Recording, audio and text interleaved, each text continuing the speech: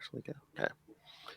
Hello, everyone. Welcome back to another episode of Ultimate Spider-Cast. Of course, it's me, Phil. Lilith is with me as always. And we have a special guest tonight, the writer of Devil's Reign Spider-Man #1, Anthony Piper. Hello, Anthony. How are you?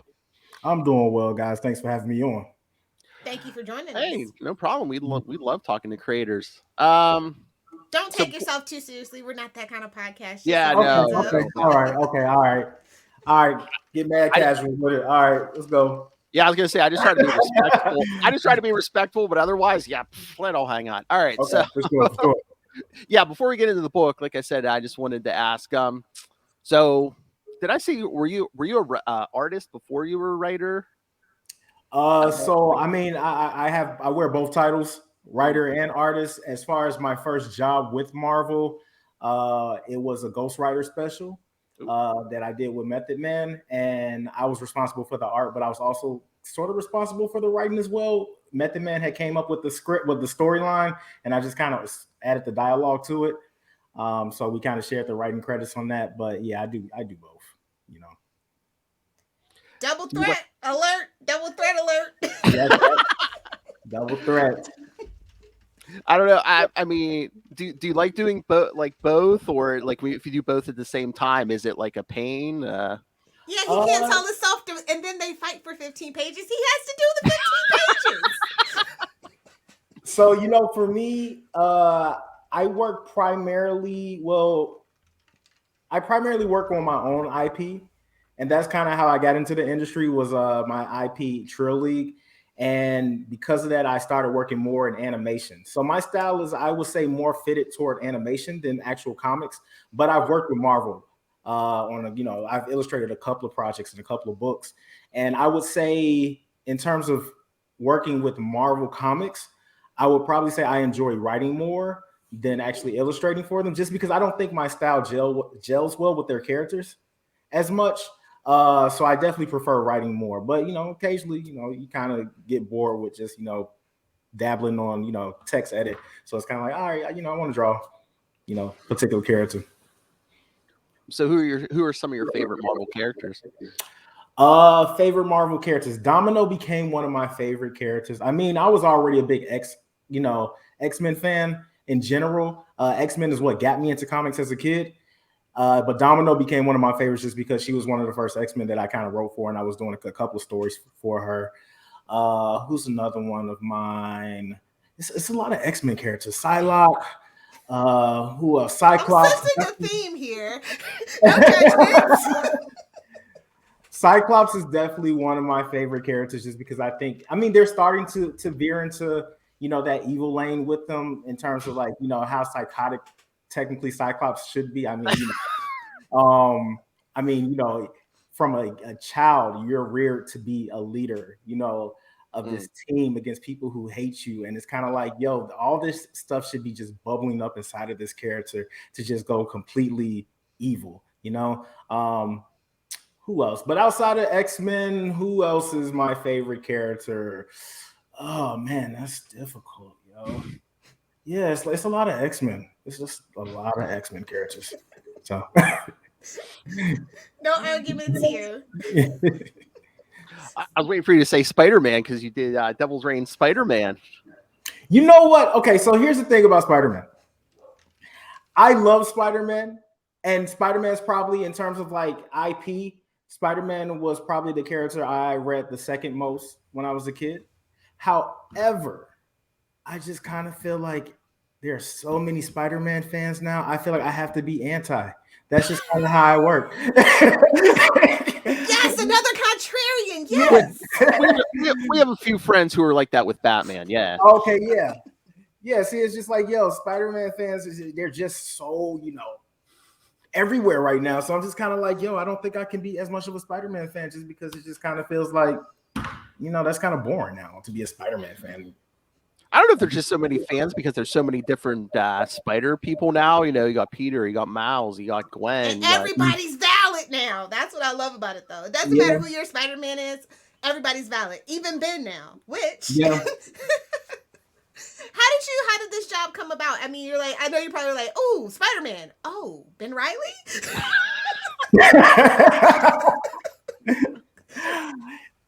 So at the time when I first started working with Marvel as a writer, my editor, Chris Robinson, he thought that I would be a really good, I would have a really good take for Miles. And so he had recommended me to Nick Lowe, which is like, the head editor at Marvel, but he oversees all the Spider books.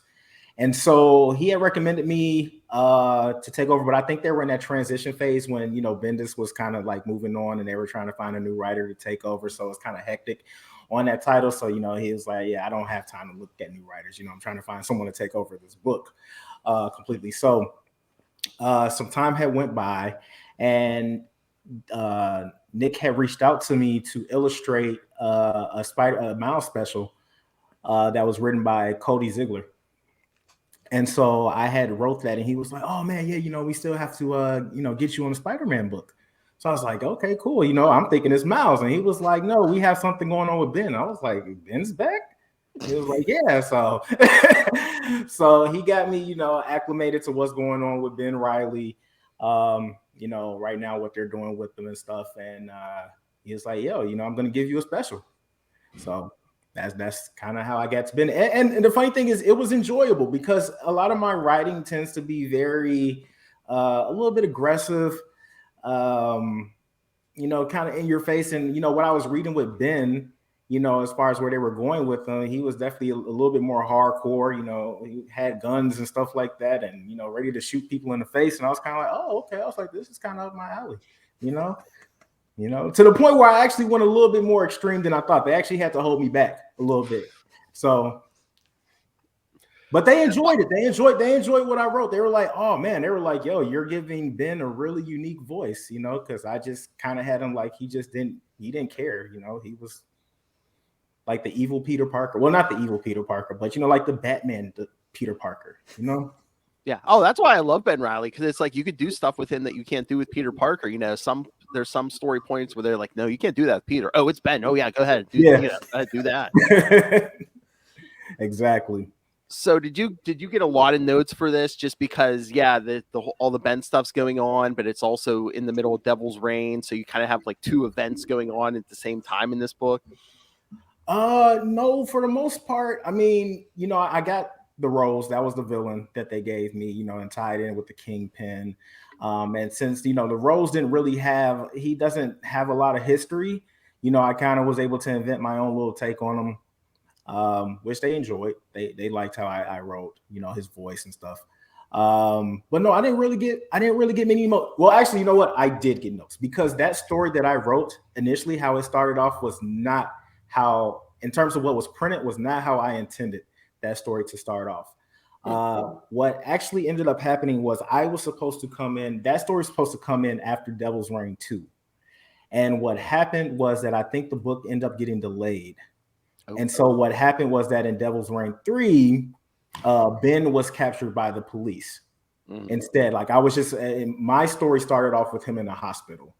And after he got thrown out the window at the Daily Bugle, I was starting from there. And so it had a really kind of like heist feel, almost similar to The Dark Knight, where I had the cops kind of breaking them out. And it really flowed. It flowed really, really well. And then when I got that note, they were like, all right, we can't do that. He's not in the hospital anymore. I was like, oh man. So for the first 4 pages actually aren't how my original story started off. And that was actually really what set the pace of that story.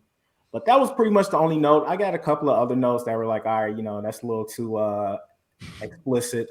This is a kid's book still. So you can't go that far, because I was looking back at some old, early 90s Spider-Man books, and I was kind of like, yo, Peter made some really kind of, explicit sexual jokes. And I could, and they said, no, we can't do that anymore. I guess, now the mouse has. We got exactly. The mouse. Yeah, exactly. Yeah, exactly. So they were like, I was like, Peter made some really, really, really dirty jokes. So they were like, nah, you got to take those out. So that was pretty much kind of like the only notes. But for the most part, they gave me free reign. So is their suggestion to use the rose? Because I thought maybe that was your idea, because I don't think the roses showed up anywhere else in Devil's Reign. So I was like, oh, was this Anthony's pick? No, he gave them to me. I didn't know anything about the rose. I didn't know who he was at all. So I had to do research on them, and I was like, there's not a lot of storylines with them. So I mean, which was even better for me in the sense that I could, I had free reign to come up with this voice of this character, and I kind of made him a little bit goofy in a sense, kind of a threat, but kind of made him a little bit goofy because I mean he kind of is a goofy character, But of course he's tied into Wilson Fisk being his son and all that, so I guess it was appropriate to kind of be able to introduce him into this storyline, reintroduce him, I should say.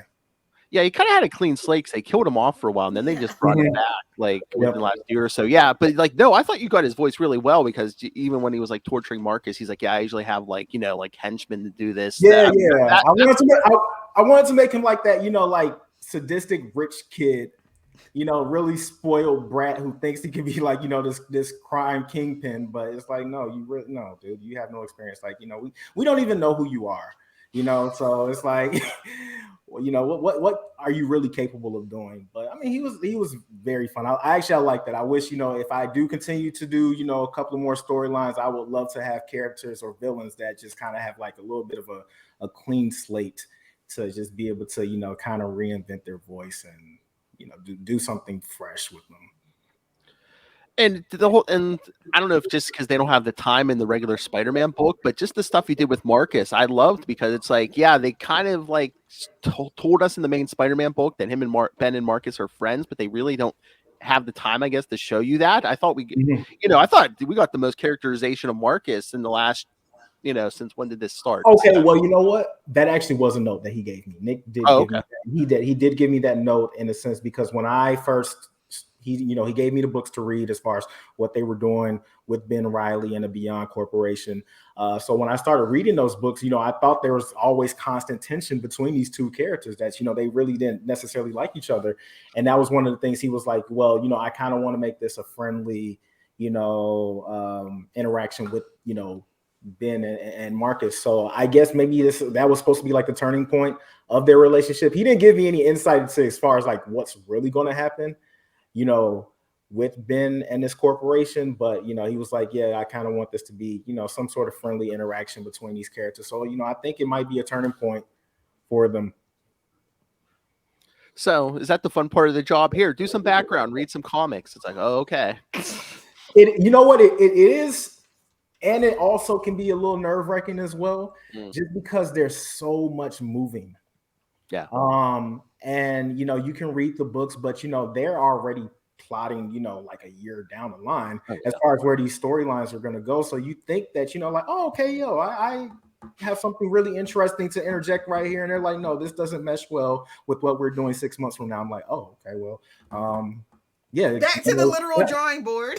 Yeah, right. Yeah, exactly. It's like, well, I need to know my parameters, but they have so many moving parts. But doing the one shot, I think was, getting me acclimated to the whole Spider-Man process, because most of the stories that I've written for Marvel have all been part of their crossover events. So I know what I'm working with then. But for the Spider-Man books, there's so much stuff tied in to what they're doing with the Spider, because there's a Spider-Verse story. I don't know if did that get announced yet? I don't know if that got announced yet. Oh, did it? Okay. All right.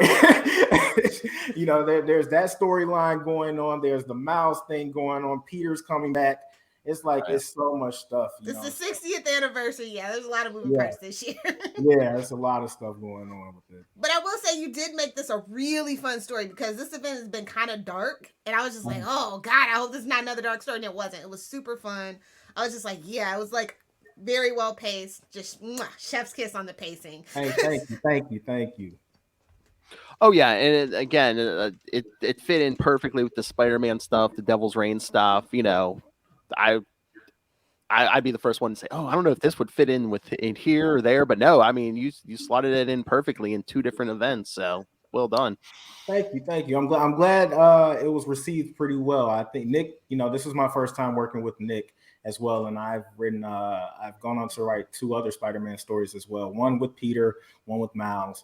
And this my first time writing with him. I think I did the job pretty well, and I credit that to I was working on a television series, and I started to write for TV, and so it kind of taught me that pacing, you know, television pacing. So I kind of interjected that into this whole story, and I was lucky in the sense that I got 30 pages to do so, compared to the 20 that they normally give me. So, but yeah, I'm glad it was received well. Thank you. I guess Jed McKay must have been too busy, Lilith, because he doing every other one shot in season one. I'm glad he left something for somebody else for once. We talked it like 2 weeks ago. I don't know when that man sleeps. Honestly, I think he's locked in his room too. Between us hands, I think he's locked in his room too. A lot of creators are.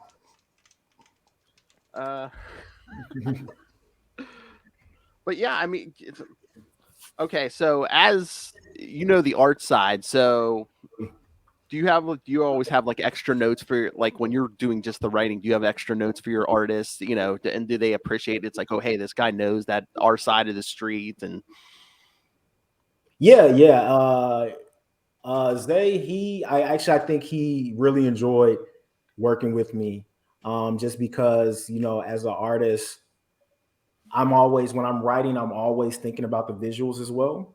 Mm-hmm. And because that visual element is also a key story. It tells a story without sometimes you don't need the words to tell it.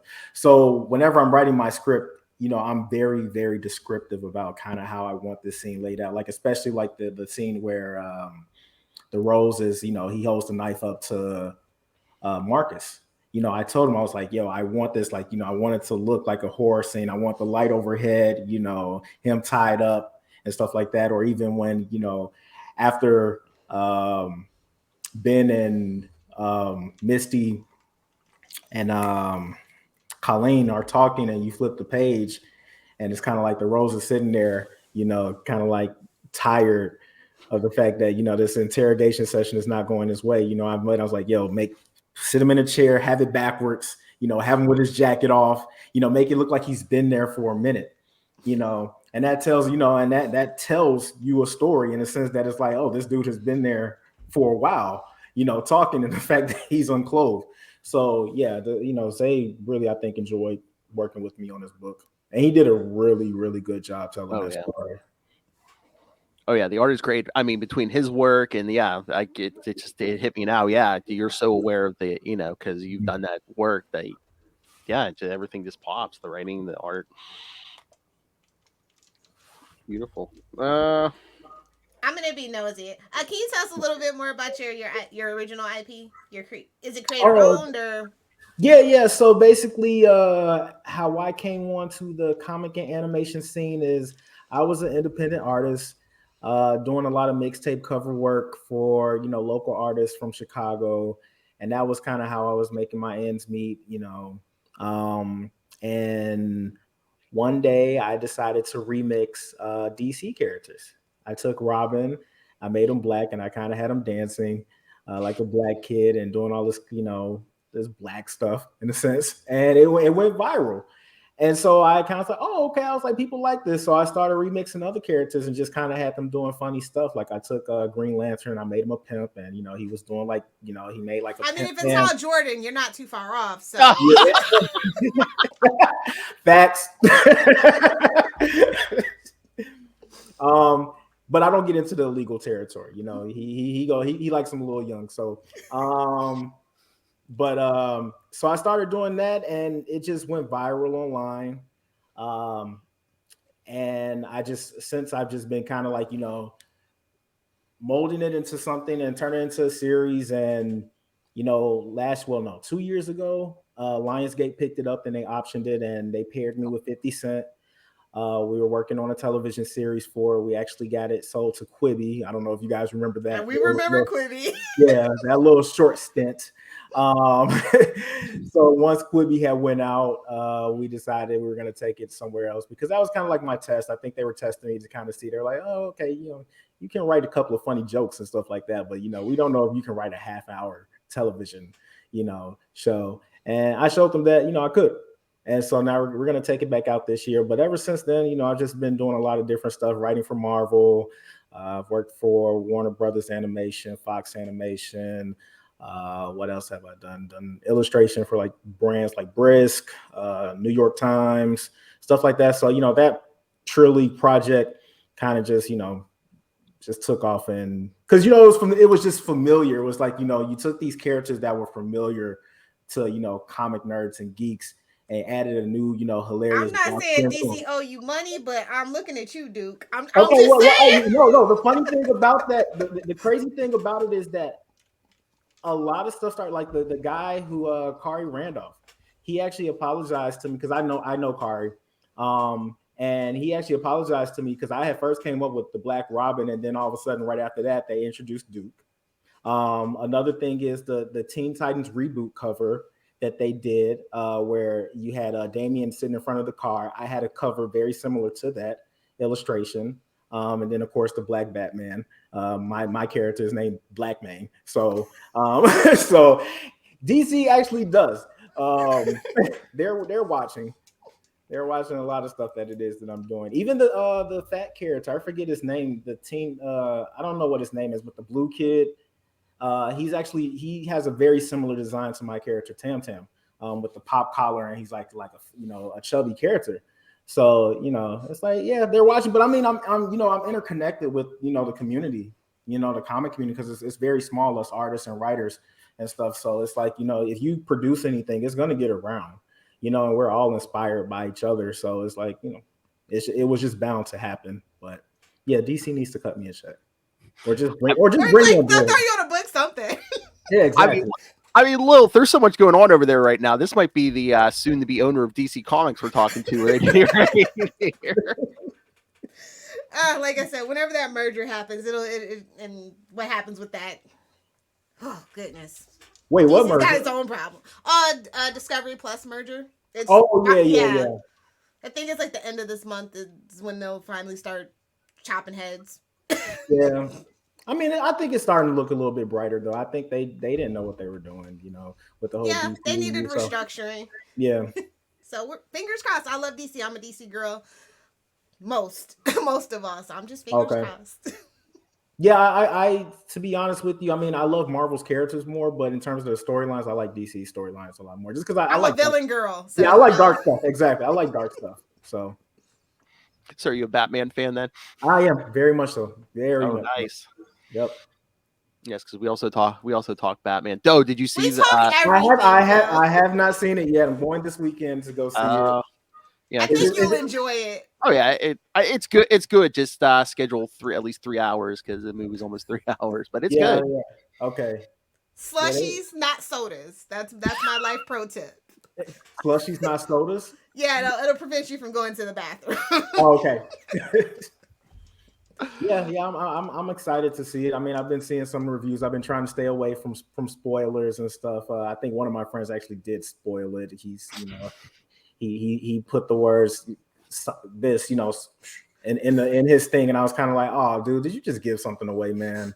But yeah, I would say I was excited by Robert Pattinson being Batman. I was like, man, I think he's gonna be, he's gonna kill it. For me, it was Zoe, and then it was me also because everybody hyped up Colin Farrell's Riddler, Penguin so much, and he had the prosthetics. I'm like, okay, I'm after Bullseye. You really you can't mess this up, bro. They didn't let you work forever after that, so you can't mess this one up. Yeah, no, he did a good job. I forgot it was him. Everybody on set forgot it was him.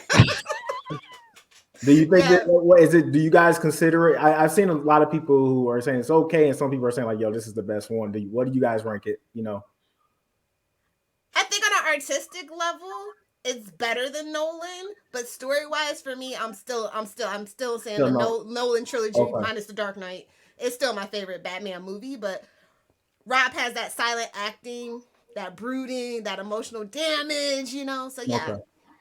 Okay. It's up there with my favorites, like the Dark Knight and like the Keaton stuff. Yeah, it's up there for me. So yeah, it's very much probably top 3 or so. Yeah, definitely top 3. Yeah, I've been watching for some reason. Not for any reason. I mean, just because the new one's coming out. They've been doing a lot of recaps on the productions of the Keaton and Val Kilmer one on Joe Blow. I don't know if you guys watched that, but on YouTube they just talk about the storylines, like what took place. And there's actually, I didn't know there was actually supposed to be Man Bat was supposed to be one of the villains, and I think, was it the second Tim Burton one? They told him, no, get out of here. Yeah, supposedly there's a cut with him in it, I guess. And I guess they've been trying to get DC to release it or something of that sort. So, I've just been my interest has been getting kind of sparked to go kind of see the original ones. Oh, Tim Burton was wild. Like, yeah, they really had to rein him in. Yeah. But Matt Reeves actually, he knows how to play the game. They let him do a 3-hour movie. So, needless to say, they thought it was pretty good, and most people think it's pretty good. So I think you're definitely gonna enjoy it for sure. Yeah. Well, like you said, they didn't want any more release the Reeves cut. So they were just like, yeah, if he wants 3 hours, I guarantee you there is a director's cut. I guarantee, because there's like 3 deleted scenes that he's gonna be released in the next couple of weeks or whatever. So definitely looking forward to Reeves' director's cut. Like, as I say, my favorite movies that he ever did were those last 2 Planet of the Apes. So if you're a fan of those movies and his direction in that, then you'll definitely like the Batman. Okay. So, all right, since we're talking DC now, is there any character that you would love to write for DC? Would it be one of the Bat characters, since you said you like the dark stuff? Or yes, I would love to write Batman. I would love, but it could not just be a one shot. It would have to be, like a 12-issue run. Because I like detective stories, I like mystery, I like playing around with misdirection and stuff like that. So, I think Batman would just be perfect for that. I don't necessarily know which villain I would want to take on, because his yeah, exactly. His rogues gallery is so, you can just do so much with it. I know it wouldn't be. Well, I won't say it wouldn't be the Joker. It's that temptation. I hear you. Yeah, yeah, but I don't know. I would kind of maybe want to take one of I wouldn't say one of his lesser known, but like one of his mid tier, villains and kind of play around with something. So, but yeah, Batman definitely.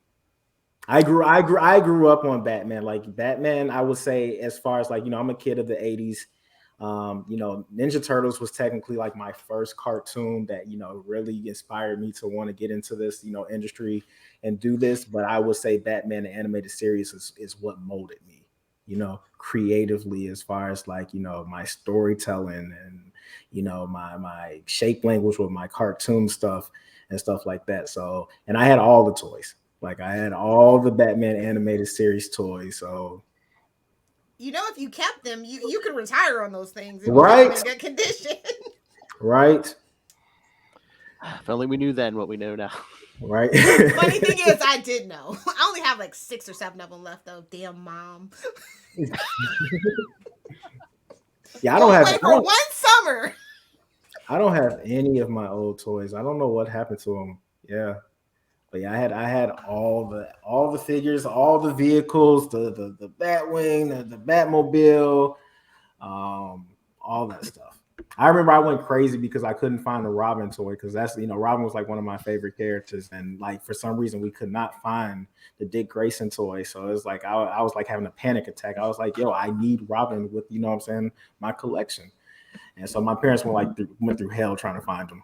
Eventually I got them. But. Well, they actually produced those, and they produced the Robins in limited supply because they didn't think he was going to be a big seller. Oh, really? And then when they did, like, the Batman, the Red Sky season, that's when you really started seeing like the Nightwings and the Batgirls and stuff. But that original stuff, yeah, they weren't really focused on Robin, didn't think he'd be a big seller. So that's why he's so hard to find in those original run toys. Oh, wow. Okay.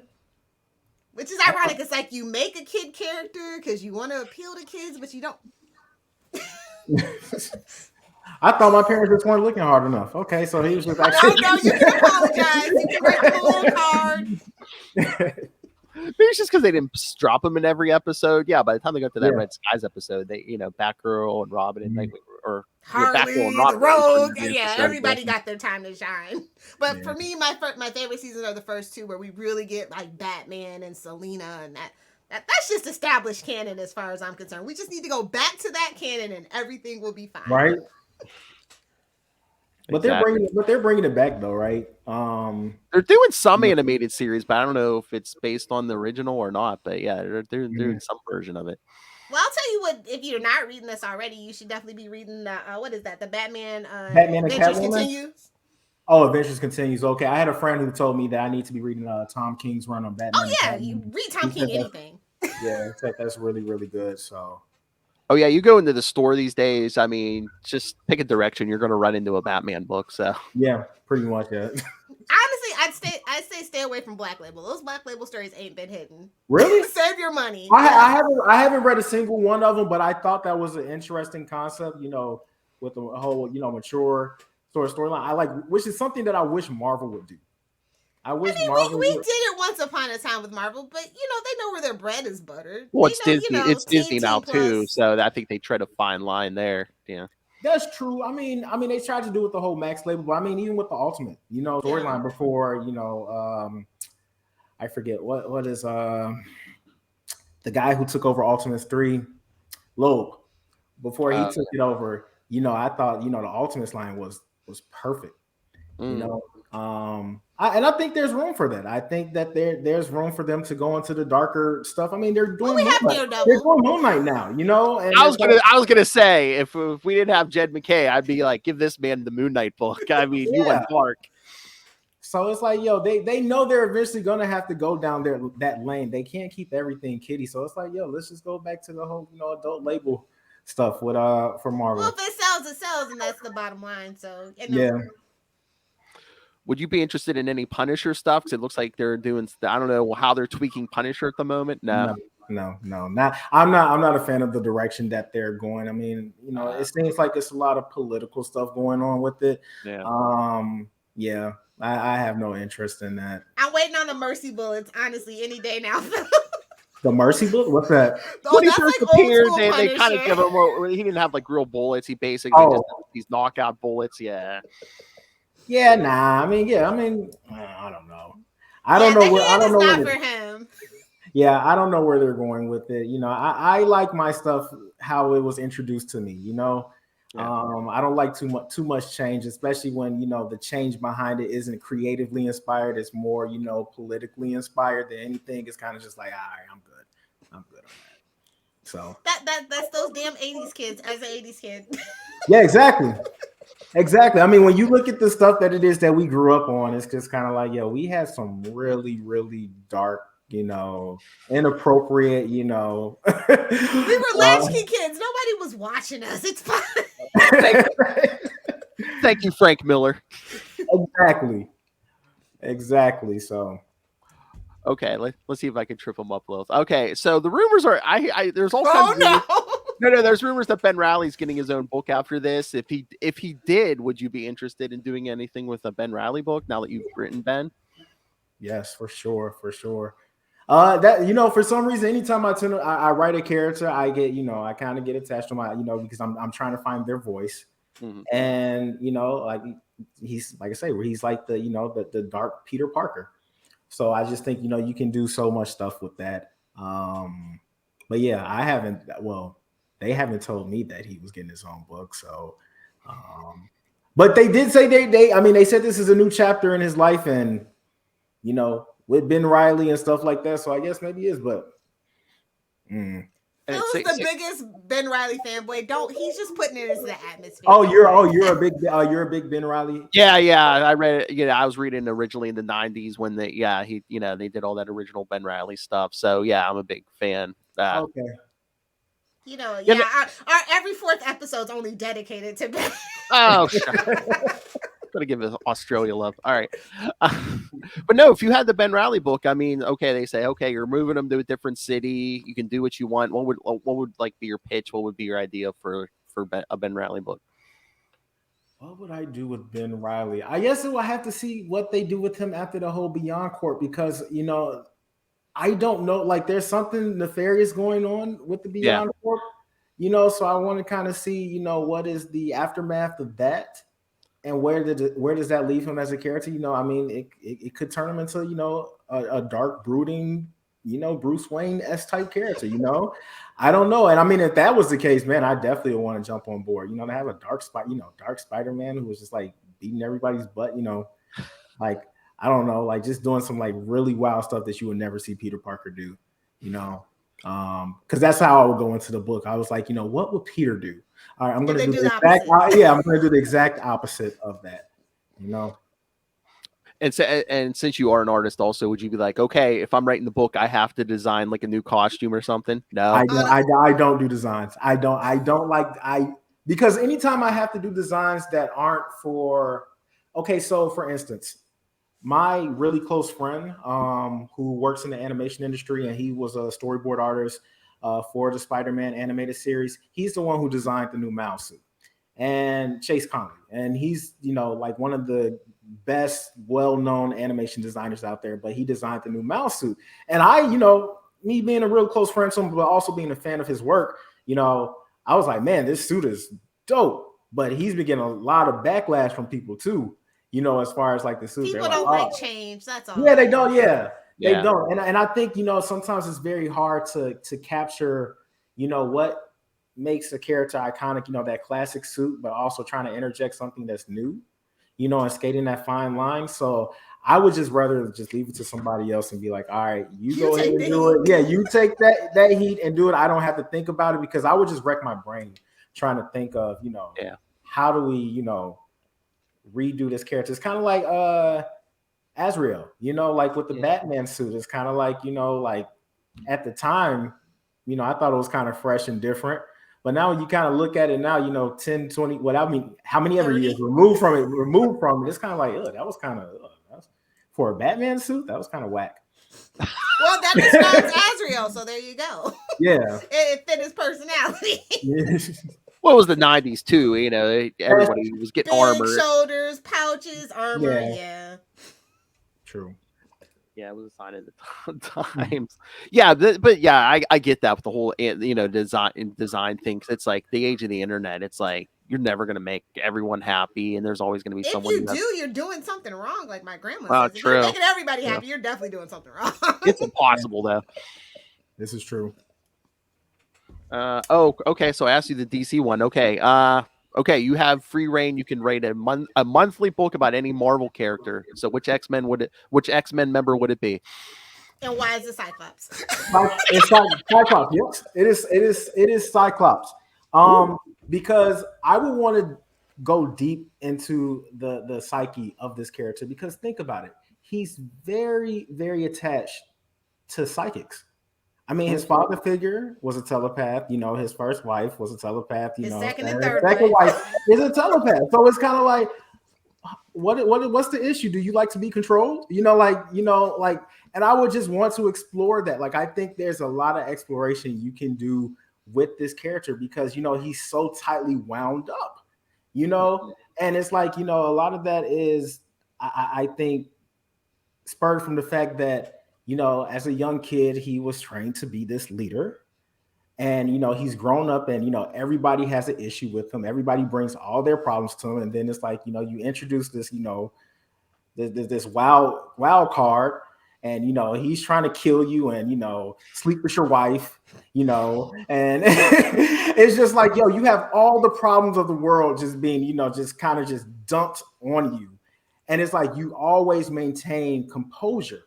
There has to be something brewing underneath that, and I think maybe part of it could, I would play around with it is the fact that maybe he uses these, these telepaths to kind of like, control them in a sense, maybe, there's something going on. The bed talk, could be like, hey, I don't know. There's a lot to explore with that character, I think. So, oh yeah, Cyclops would definitely be, but I don't think Marvel would ever let me attempt to go into the psyche of that character. I don't know, the way that the X-Men franchise is going, anything is possible.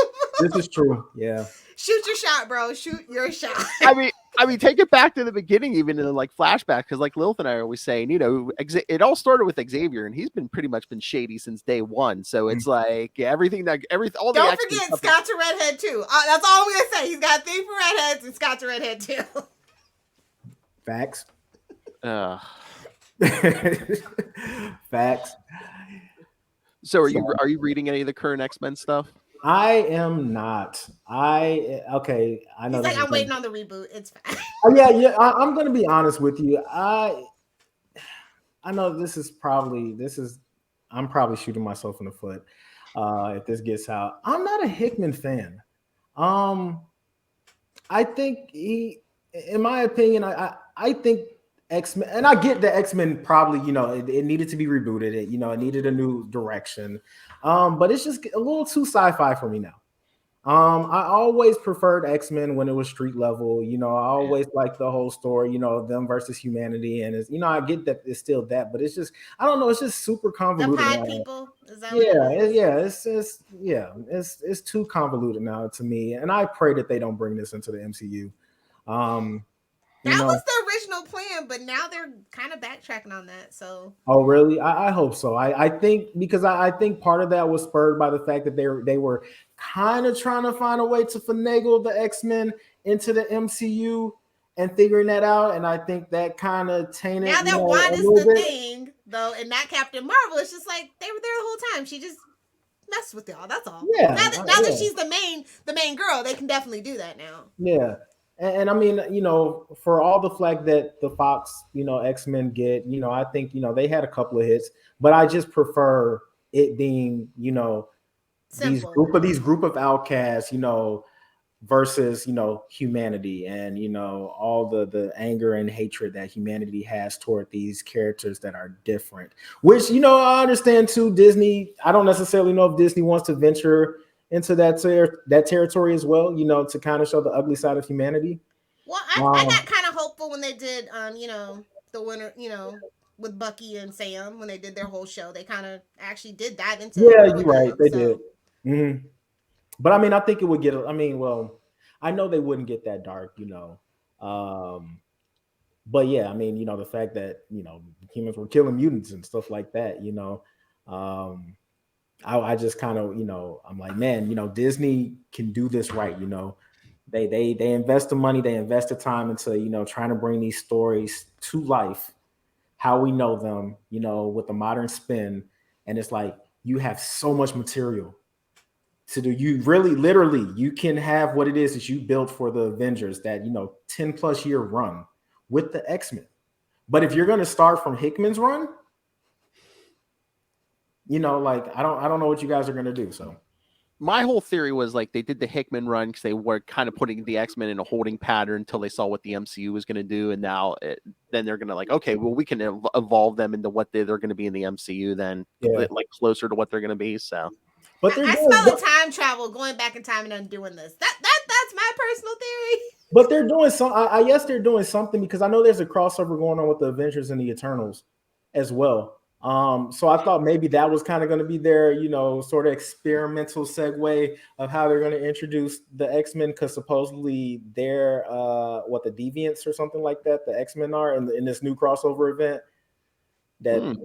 So I guess the Eternals is kind of a way to bring the mutants into the MCU, but I just don't know. I mean, I think we'll find out with Doctor Strange if that's going to be how they bring them into the MCU. But yeah, I just don't know. I'm hoping that they was going to start with a clean slate, because supposedly, I know I'm going to shoot myself in the foot as well with this one, but supposedly the X-Men cartoon, Yeah, it's canon. it's going to be canon in the MCU as well.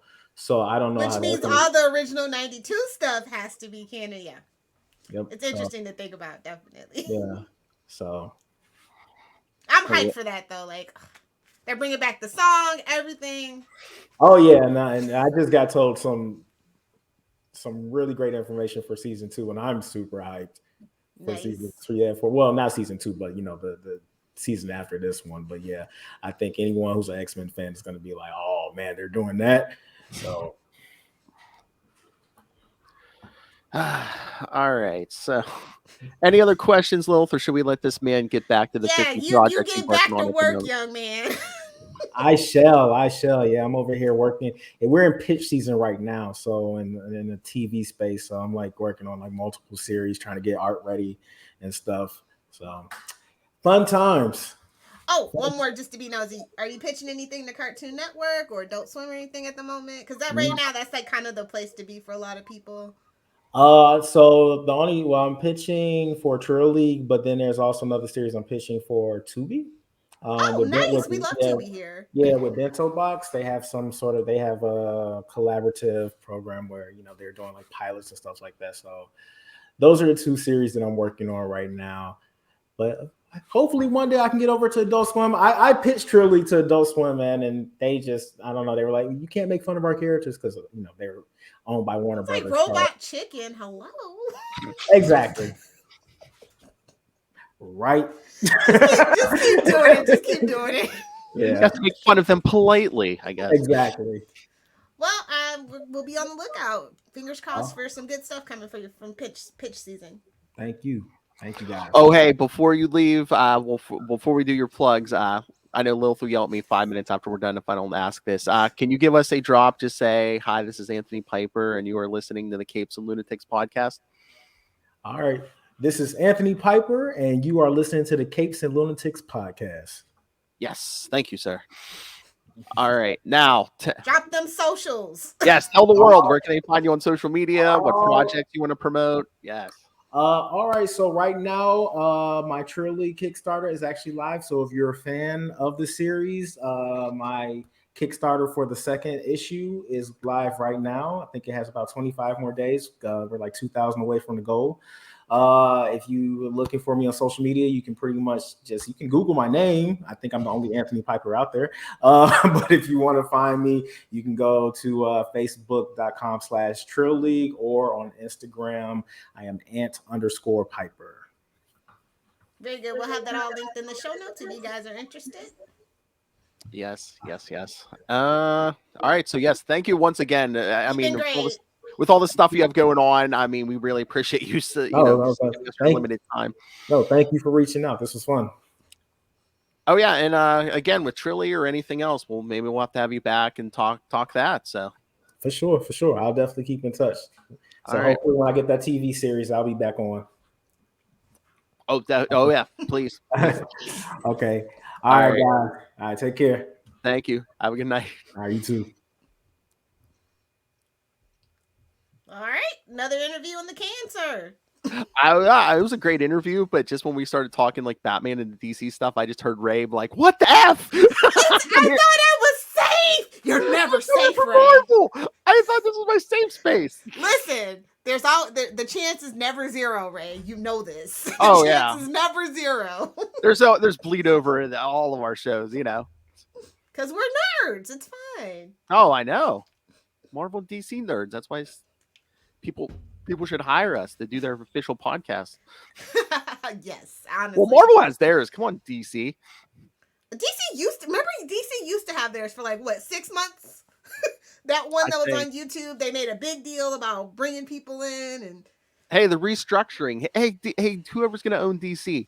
Dear Discovery. On Capes and Lunatics. I like informational murder porn. I mean, on Capes and Lunatics Sidekicks, we're basically doing it anyway, or just that this, at that point, they would just give us notes here. Talk about this week, okay? Like, oh man, we got 92 Batman books. Oh boy, we have 92 Batman books and 1 Superman book this week. Okay, sounds about right. But yeah, no, that was a great interview. It was a really good book, actually. So if you guys haven't gone out and picked it up, I thought it was really great. I love the art. Shout out to Zay Carlos. And the story was good. Really fast paced. I read it twice, actually. It was so fast paced. Yeah, I love that. I was remember reading this. I was like, yeah, this is great. Because again, it's like with these one shots. And like I told him, I'm like, it's especially hard when you have to It might be beating King in Blood. I don't know. We haven't had a dud yet. Fingers crossed. I mean, he had to work in the frame of 2 different. I know. I could never. My ADHD could never. That's why I figured they were bombarding him with notes. Like, okay, this takes place in Devil's Reign here. This takes place in Beyond here. I mean, there was that note without giving away the it's a whole thing you gotta juggle. Well, it's either you can't give stuff away, or they just gave him enough information where there was stuff he couldn't give away because he didn't know it. But it's like you kind of have to write in this frame, but you don't know what the whole picture is. But yeah, it's like so yeah, excellent job. Yes, Anthony Piper, go follow him. Like Lil said, I'll have his stuff in the show notes. All right, Lilith, should I give the kids the homework?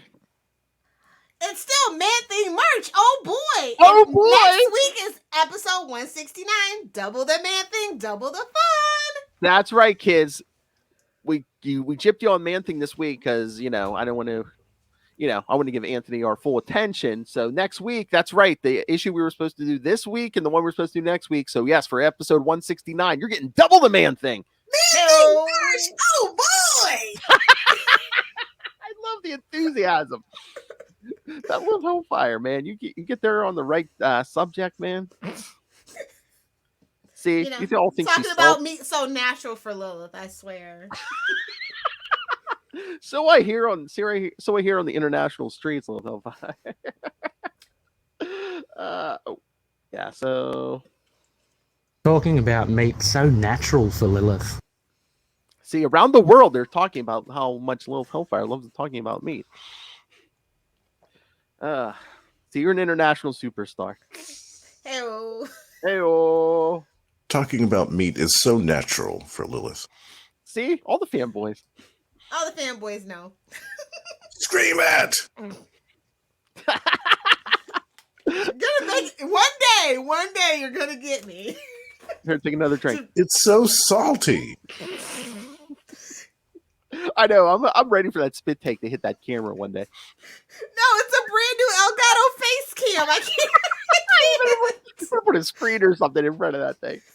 All right, so next week, like I said, we're going to talk to the Man Thing issue we were going to do this week and next week. So Marvel Team Up, number 4 from 1997. Talk about a team up. Hell. Hello.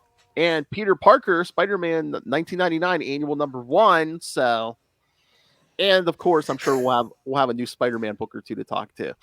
Probably 3, but well, I think, is there Amazing next week? Because there's only like what came out was it 92 this week? So the only thing that's left and beyond is like 92 Bay and 93. I think that's it.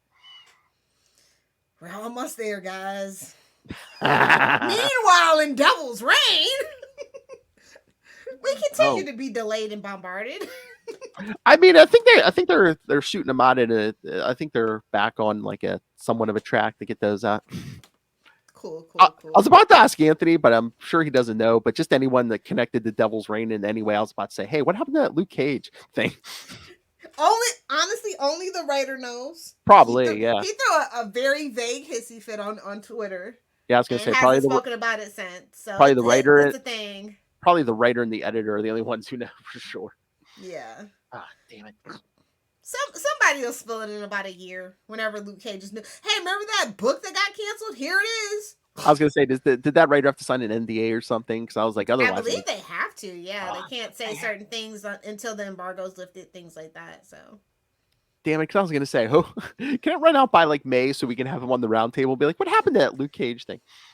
I mean, you can reach out to him. It's like, hey, we were interested if you could talk about because we love Luke Cage and it just seems like a natural fit. We were just wondering if you could just give us some hints. It feels like some holes are missing in the story with Wilson Fisk's run for mayor. I know the last couple issues of Devil's Reign, we really haven't seen Luke Cage, have we? I mean, issue 5 came out, we didn't see him. That mayoral thing seemed to like go away. Ooh, maybe they had to cancel it because maybe they are trying to shove him into the MCU real quick. They did buy that back from Netflix or whatever, so yeah. That seemed like really rushed and out of nowhere, to be honest. I know Netflix was probably mad as hell. They're like, you took Daredevil? That's like our thing. That was like the moneymaker. I mean, that's what brought me to Netflix for a while. Yeah, all that Marvel stuff. Yeah, it was like Jessica Jones, Luke Cage, and Daredevil. Not you, Iron Fist, and not you, Defenders. I was going to say, Netflix, if you have any kind of sense of humor, I would just put up a picture of all those shows and be like, we're going to miss you, and then under Iron Fist, not you. Not you, Iron Fist. I'm sorry, Connor, but you know it's true. He knows it's true. I know. On that note, Little Hellfire sobering up. All right, kids. So yes, next time Marvel. I would drink if we had a guest. Come on. I know.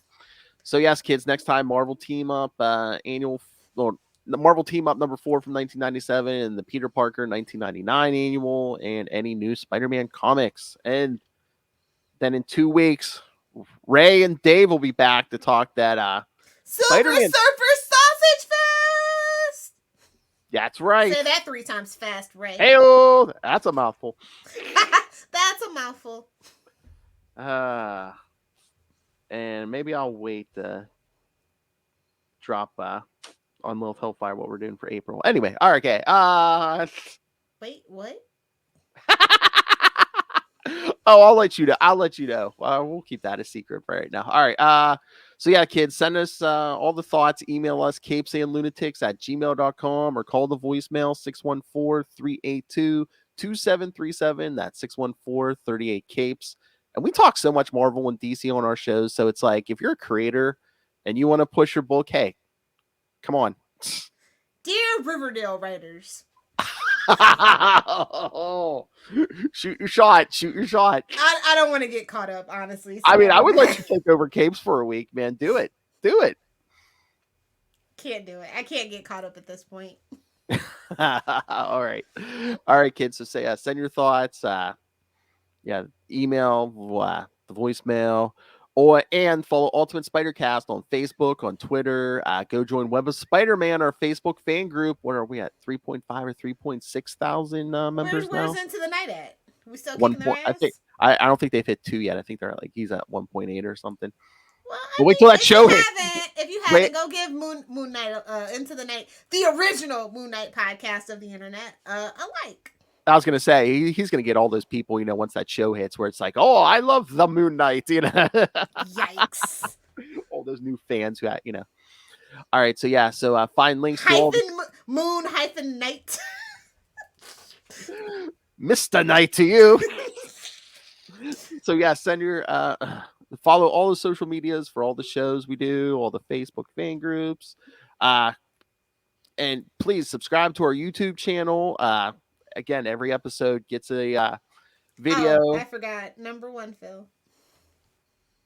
I didn't do anything tonight. What did I get number 1 for? But it's a thing now. We have to do every video. Which obscene gesture did Lilith Hellfire just make? Well, you subscribe to YouTube and find out. And again, every episode we do has a video. So all our creator interviews, like we just did with Anthony Piper, they're all up there. So, but most importantly, if you can, please subscribe to our Patreon, because once again, we don't have any dirty political money backing us yet. we're not the child of a corrupt politician. So yes, we every don't little have a bit, Beyond Corporation behind us. wipe scrubbing our memories. That's right. So so if you can, please subscribe to the Patreon. Get early access to creator interviews. Every month, Lilith Hellfire and I talk to the great DG Chichester. Chichester chats. Ding! It needs a ding at the end of it. Or a ping. You haven't lived until Maz is giving you a ping. You've never lived until Maz has given you a ping. Oh, we need the mod to do a ping. I mean, how can you imagine? Just like, next time you guys record, just have Mod send me a ping. You've never lived until Maz has given you a ping. I'm uncancelable. I just love telling that one. All right, so yes, Mr. DG Chichester. I got the good mic out for you guys. And it's Patreon exclusive superhero movie brackets. Oh, you're killing me, Phil. You're the one who started this, Lil Hellfire. It was a joke. Nobody's supposed to take me serious. I was a drunk back then. Again, you can't plant these seeds in my head and fertilize them, Lil Hellfire. It's gonna happen. I'll know next time. That's okay. Kristen's running the best superhero movie. So yes, we're good. Kids, Lil Hellfire fertilized my brain.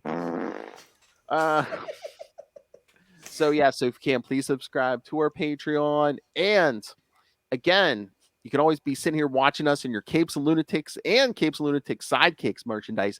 Be one of those cool kids like Charlie Esser with the cup, with the cover your nips and take a sip. Woo! If you want to cosplay as Charlie Esser, man, grow your stash and get your Capes and Lunatics merchandise. So find it all in one place. That's Linktree, linktr.ee/Capes and Lunatics. All right, Lilith Hellfire, where can people find you? If you nerds want to hang out with me on the interwebs, you can find me on Twitter at Lilith Hellfire, on Instagram at Lilith Hellfire69, and of course on TikTok, making all the comments. Your post is probably next at Lilith Hellfire69. Let me get a ride on your alligator back, bro. That's as a Floridian, let me just say that's racist, Phil. Why? I didn't say armadillo. Somebody's muffin's getting buttered. That ain't my business. No, sir. I love all these drops. All right, kids. Thank you for joining us. Again, come back in 1 week for Ultimate Spider Cast, last episode of Man Thing March. Oh boy. Make sure you check out 169, double the fun, double the man thing. make sure you check out the DW Knows Man Thing episode. But until then, swing on back. Thwip, thwip, thwip. Thank you, Anthony Piper. Good night.